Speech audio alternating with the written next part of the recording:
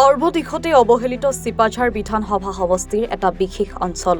সমষ্টিটোৰ ডুমনি চকী অঞ্চলৰ 15 নং ৰাষ্ট্ৰীয় ঘাইপথৰ গাতে লাগি থকা এই অঞ্চলটোৰ ৰাইজে এই ধৰণে ৰাজহুৱা শ্ৰমদান কৰি পথ মেৰামতি কৰিবলৈ বাধ্য হৈছে, কিয়নো বছৰ বছৰ ধৰি এইসকল লোকৰ যাতায়াতৰ মূল পথটোত নাই কোনো চৰকাৰী আঁচনি, যাৰ বাবে দান বৰঙণি সংগ্ৰহ কৰি ভগ্ন ইটাৰ টুকুৰাৰে মেৰামতি কৰিছে এই পথছোৱা। আমাৰ যিখিনি মানুহ ইয়াত আছে আপুনি হয়তো দেখিছে, গোটেইখিনি ৰাইজৰে মানুহ। গতিকে এই ৰাস্তাটো ইমান বেয়া ৰাস্তা, যিটো ৰাস্তাৰে বাৰিষা তাৰমানে অহা যোৱাটো অতি কঠিন। এজাক বৰষুণ দিলে তাৰমানে ইয়াত আৰু চাইকেল নাহে, খোজকাঢ়িটো আহিবই নোৱাৰে, জোতা চেণ্ডেল পিন্ধি আহিবই নোৱাৰে। সেয়েহে আমি এই ইটাৰ ভেটাৰ যি 3জন ব্যক্তি আছে তেখেতসকলক অনুৰোধ কৰিছোঁ যে আপোনালোকে অকণমান আমাক সহায় কৰক, আমিও হাতে কামে লাগো, ৰাস্তাটো যাতে অন্তত বৰষুণৰ পিছতো যাতে আমি অহা যোৱা কৰিব পাৰোঁ, সেই সুবিধাৰ কাৰণে তেখেতসকলে অলপ আগভাগ লৈছে। কিছু ইটাৰ টুকুৰা পঠাইছে আৰু আপুনি দেখি আছে ইয়াত যিখিনি মানুহ আছে সকলোৱে হাতে কামে লাগি ৰাস্তাটোত অলপ উঠি পৰি লাগিছে। এইখিনি আমাৰ স্থানীয় ব্যক্তি বা আমাৰ ৰাইজৰ যিখিনি ওজৰাপতি এইখিনি আমি প্ৰকাশ কৰিলোঁ। ইয়াৰ লগে লগে আমি আৰু এটা কথা প্ৰকাশ কৰোঁ যে আমাৰ চৰকাৰৰ বিভাগৰ যিখিনি মানুহ আছে, যিখিনি MLA মন্ত্ৰী আছে, তেখেতসকলেও আমাৰ এই ৰাস্তাটোৰ প্ৰতি অকণমান চকু ফুৰাই চালে আমি বৰ সুখী হ'ম।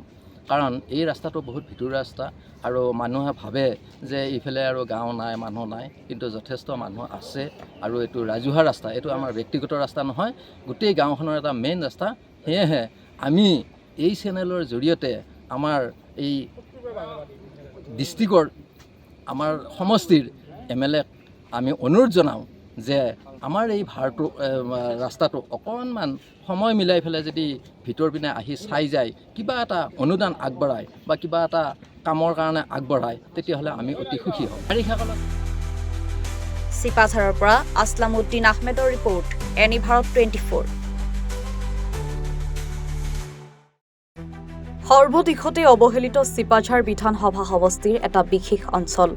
সমষ্টিটোৰ ডুমনি চকী অঞ্চলৰ 15 নং ৰাষ্ট্ৰীয় ঘাইপথৰ গাতে লাগি থকা এই অঞ্চলটোৰ ৰাইজে এই ধৰণে ৰাজহুৱা শ্ৰমদান কৰি পথ মেৰামতি কৰিবলৈ বাধ্য হৈছে, কিয়নো বছৰ বছৰ ধৰি এইসকল লোকৰ যাতায়াতৰ মূল পথটোত নাই কোনো চৰকাৰী আঁচনি, যাৰ বাবে দান বৰঙণি সংগ্ৰহ কৰি ভগ্ন ইটাৰ টুকুৰাৰে মেৰামতি কৰিছে এই পথছোৱা।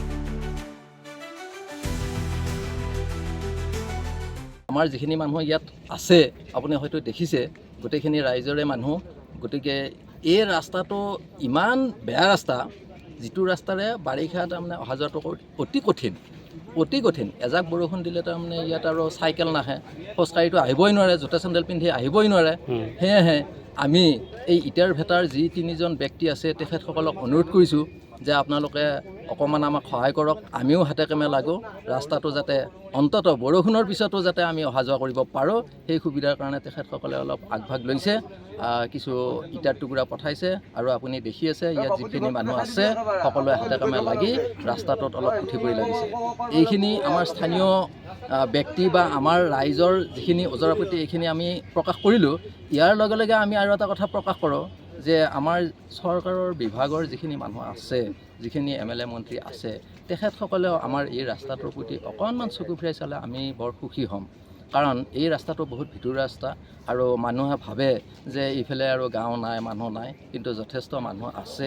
আৰু এইটো ৰাজহুৱা ৰাস্তা, এইটো আমাৰ ব্যক্তিগত ৰাস্তা নহয়, গোটেই গাঁওখনৰ এটা মেইন ৰাস্তা। সেয়েহে আমি এই চেনেলৰ জৰিয়তে আমাৰ এই ডিষ্ট্ৰিক্টৰ, আমাৰ সমষ্টিৰ MLA আমি অনুৰোধ জনাওঁ যে আমাৰ এই ৰাস্তাটো অকণমান সময় মিলাই পেলাই যদি ভিতৰ পিনে আহি চাই যায়, কিবা এটা অনুদান আগবঢ়ায় বা কিবা এটা কামৰ কাৰণে আগবঢ়ায়, তেতিয়াহ'লে আমি অতি সুখী হ'ম। বাৰিষা কালত চিপাঝাৰৰ পৰা আসলামউদ্দিন আহমেদৰ ৰিপৰ্ট, এনি ভাৰত 24।